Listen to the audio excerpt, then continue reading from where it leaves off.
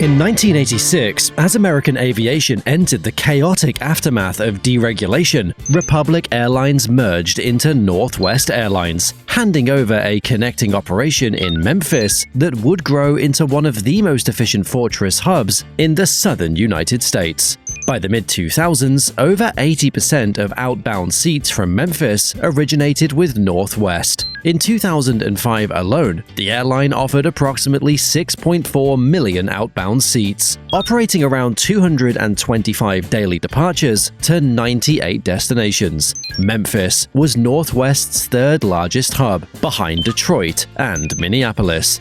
The operation depended on precision. 6 out of every 10 flights were operated by regional aircraft, including Saab 340 turboprops, CRJ-200s, and aging DC-9s. The average flight carried just 78 seats. One daily DC-10 connected Memphis to Amsterdam, the lone wide-body route that gave the Mid-South a direct line to Europe.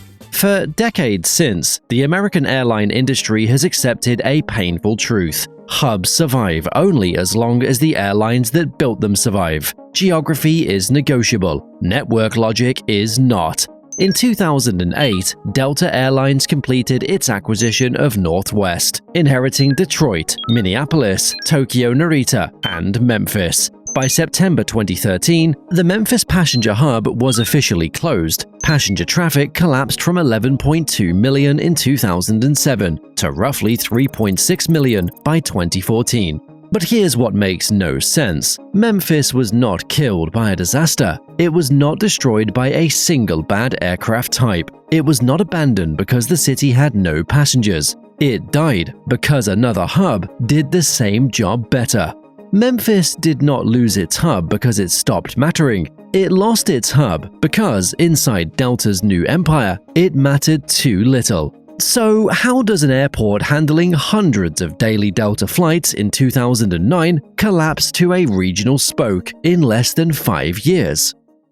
To understand why Delta dismantled Memphis, we need to understand why Northwest needed it in the first place. Northwest's core hub architecture was historically built on 3 pillars. Minneapolis-St. Paul covered the upper Midwest. Detroit covered the Great Lakes and provided the launching point for transatlantic connections. Memphis covered the South and the Mid-South. Northwest did not have Atlanta. It did not have Dallas. It did not have Charlotte. Those southern fortress positions belonged to Delta, American, and US Airways, respectively. Northwest needed a southern connecting platform that could feed travelers from the Mississippi Delta, the Gulf Coast, and the smaller markets of Arkansas, Tennessee, Mississippi, and Kentucky into its broader network. Memphis filled a geographic gap. It could connect smaller regional markets efficiently. It also avoided the chronic congestion of larger airports like Atlanta or Chicago O'Hare. For Northwest, Memphis solved a problem. For Delta, Memphis would become one. The hub was especially useful for smaller cities. Passengers from places like Tupelo, Greenville, Hattiesburg, Paducah, and Alexandria could reach the East Coast, the West Coast, Florida, the Midwest, and Northwest's global network without ever having to route through Atlanta, Chicago, or Dallas. Memphis was never the biggest hub in America, but for the cities that depended on it, it was the difference between being connected and being forgotten. Then, in 2008, everything changed. Delta and Northwest merged to create what was briefly the world's largest airline. Delta gained Detroit, Minneapolis, Tokyo Narita, and Memphis. But not all inherited hubs were equally valuable. Detroit was large and strategically important, serving as a gateway to Asia and a fortress in the upper Midwest. Minneapolis was a strong fortress hub, with deep corporate demand from Fortune 500 companies headquartered in the region. Tokyo Narita still carried Pacific network value, at least initially. Memphis was the weakest of the inherited hubs. It had less local demand than the others. It sat too close to Atlanta. It relied disproportionately on connecting passengers, rather than origin and destination traffic. In 2009, the combined Delta Northwest operated over 1,600 weekly flights from Memphis. The hub appeared intact, but the mathematics underneath had already shifted. The merger did not kill Memphis instantly. It simply made the hub's death mathematically obvious. By January 2012, Delta had trimmed Memphis operations to 942 weekly flights. In June 2013, Delta announced the formal dehubbing. By September 2013, it was over. Memphis was not badly located. It was badly located for the airline that inherited it. Delta already had the world's most powerful connecting hub in Atlanta, sitting less than 400 miles southeast of Memphis. Atlanta was larger by every measurable metric.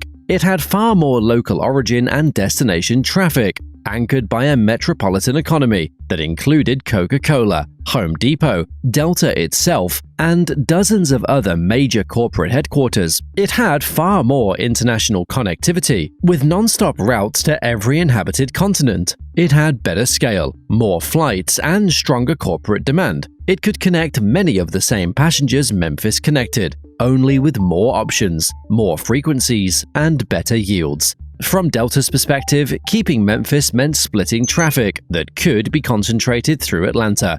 In a consolidated airline obsessed with capacity discipline, that made no commercial sense. Memphis was not competing against another airline, it was competing against Delta's own crown jewel. Airline hubs survive only when they have a clear job to do. A hub needs to justify aircraft, crews, gates, maintenance facilities, lounges, regional feed contracts, schedule complexity, and marketing investment. If another hub can do the same job better, the weaker hub becomes strategically vulnerable. Memphis overlapped too heavily with Atlanta. It also sat within reach of other Delta hubs. In airline mergers, every hub has to reapply for its own existence. The biggest problem was not the city itself. Memphis is an important American city, home to FedEx, AutoZone, and International Paper. But it is not large enough to support a major passenger hub on local demand alone. A strong hub typically requires at least one of the following: huge local origin and destination demand, unique geography that competitors cannot replicate, major international flows, strong corporate traffic with high-yield premium customers, limited competition nearby. Memphis had some local demand, but not enough to sustain the scale that Northwest had built. The hub depended heavily on connecting passengers. Connecting passengers are movable. Delta could route them through Atlanta instead, and the passengers had no real choice in the matter. Local passengers make a hub sticky. Connecting passengers can disappear with a single schedule change.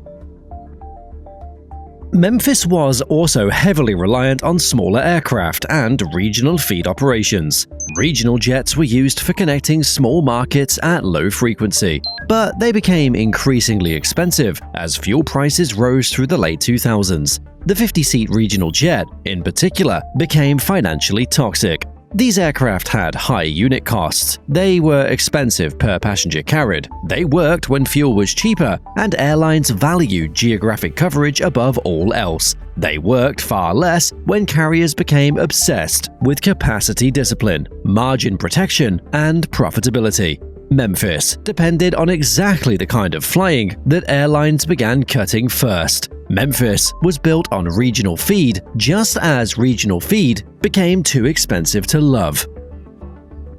When Memphis declined, the biggest losers were often smaller communities across the South. In 2011 and 2012, Delta drastically cut or eliminated service to smaller regional airports. The reduction in reliable service essentially severed towns across the South from the national air grid. Local mayors and politicians pleaded for protection under the Federal Essential Air Service Program, which subsidizes airlines to maintain routes to rural communities that would otherwise be unprofitable. For airline executives, Memphis was an underperforming hub, plagued by inefficient aircraft. For smaller cities, Memphis was a lifeline. To Delta, Memphis was a spreadsheet problem. To small cities across the South, it was a doorway to the national air system. When Delta formally pulled the plug in September 2013, local customer service and cargo jobs were eliminated immediately. The impact radiated outward to pilots, flight attendants, gate agents, mechanics, ramp workers, airport concessionaires, local hotels, rental car agencies, and the broader Memphis corporate travel community. A hub is not just a timetable, it is an ecosystem. Memphis' continuing aviation dominance reveals the difference between moving boxes and moving people. Memphis is home to FedEx Express's global superhub, capable of sorting 484,000 packages per hour and operating roughly 250 daily flights. Between 1992 and 2009, Memphis was the world's busiest cargo airport by tonnage. It briefly retained that title during the 2020 e-commerce surge before dropping to second place. In cargo, Memphis is a giant. FedEx made Memphis globally important in logistics, but cargo hub logic and passenger hub logic operate on completely different principles. FedEx can centralize packages through Memphis because packages do not care about connection times, airport amenities, passenger convenience, or local demand. A package can fly from Los Angeles to Memphis to Boston overnight without complaint. Passenger airlines need people, not parcels. Memphis could dominate global cargo while losing passenger hub status entirely. FedEx chose Memphis for very specific reasons: central geographic location, night sorting operations that align with package delivery cycles, massive logistics infrastructure, predictable package flows, and complete corporate control over the operation. Passenger hubs need fundamentally different things: local passengers willing to pay, strong corporate demand, competitive schedules, convenient connection times, network fit with the airline's broader strategy. FedEx proved Memphis was perfect for moving boxes. Delta proved that it was not the same as moving people. Memphis became one of the most important aviation hubs on Earth, just not for the people sitting in airport terminals. Memphis was not alone in this fate. Cincinnati tells a parallel story. The Northern Kentucky Airport was once a major Delta hub, especially during the Comair era, when it served as a critical connecting point in the eastern United States. But after consolidation, high fares, regional jet dependence, and overlap with Atlanta and Detroit made it structurally vulnerable. Cincinnati was dehubbed in stages throughout the late 2000s and early 2010s. Memphis was not alone. Cincinnati was the warning. Memphis was the sequel. Pittsburgh is another classic dehubbed airport. US Airways once used it as a major eastern hub, building an enormous modern terminal in 1992, designed specifically around connecting operations. But after the US Airways bankruptcy and the broader industry restructuring of the early 2000s, the hub disappeared. Pittsburgh was left with a beautiful airport, built for an airline strategy that no longer existed. St. Louis was once a major TWA hub, with American Airlines inheriting it after acquiring TWA in 2001. American then reduced St. Louis dramatically over the following years. The logic was identical. American already had stronger hubs in Dallas, Chicago, and Miami. St. Louis was useful to TWA, but not essential to American.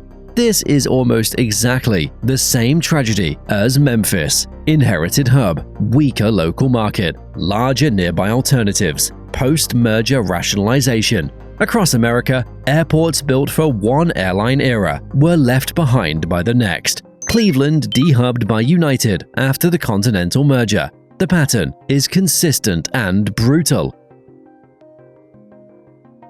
Dehubbing follows a familiar self-reinforcing pattern. Airline merger creates inherited overlapping hubs. The combined carrier announces capacity cuts. Regional routes are removed first. Connection banks weaken. Fewer passengers find viable connections. The hub becomes progressively less useful. More cuts follow. A hub is not just a collection of flights, it is a meticulously timed system of connection banks, where dozens of inbound flights arrive within a narrow window, exchange passengers, and depart simultaneously. Think of it like a massive subway transfer station, where all trains must arrive at the same minute so passengers can switch lines. The system breaks down catastrophically when flights are cut, because removing even a few spoke flights destroys the geometric multiplication of connecting options. Cut enough spokes and the whole structure collapses. A hub does not die when the last flight leaves, it dies when the connections stop connecting. Airlines are emotional entities to passengers, employees, and host cities, but they are financial businesses. Delta had to decide where aircraft produced the best returns. Atlanta was more efficient. Detroit and Minneapolis were stronger inherited hubs that filled clear geographic gaps in the network. Memphis had less strategic value than any of them. Keeping Memphis open for nostalgia would have been expensive. The decision was painful, but commercially logical. The saddest part is that Delta was probably right. Memphis is tragic precisely because it had real importance. It was not a vanity hub. It connected communities. It employed thousands of people. It gave the city a national role. It gave Memphis more air service than the local market alone could ever support. Then that connectivity disappeared. The city did not do anything dramatically wrong. It simply lost the airline strategy that made it valuable. Memphis did not fail. The network that needed Memphis disappeared. After Delta dismantled the hub, Memphis became a much smaller passenger airport. It lost most of its non-stop routes. Fares initially became a significant concern because fewer carriers and fewer flights meant dramatically less competition. Over time, low-cost carriers helped rebuild some service. Southwest, Allegiant, Frontier, and eventually Breeze Airways added options at various points. American Airlines and United maintained connections to their own hubs. Between 2015 and 2019, passenger numbers grew, fares dropped, but the old hub never returned. Memphis did not lose its airport, it lost its place in the national network. Low-cost carriers can add cheap point-to-point routes that benefit local vacationers, but they categorically cannot recreate a hub. A hub requires timed waves, regional feed networks, and a connecting structure.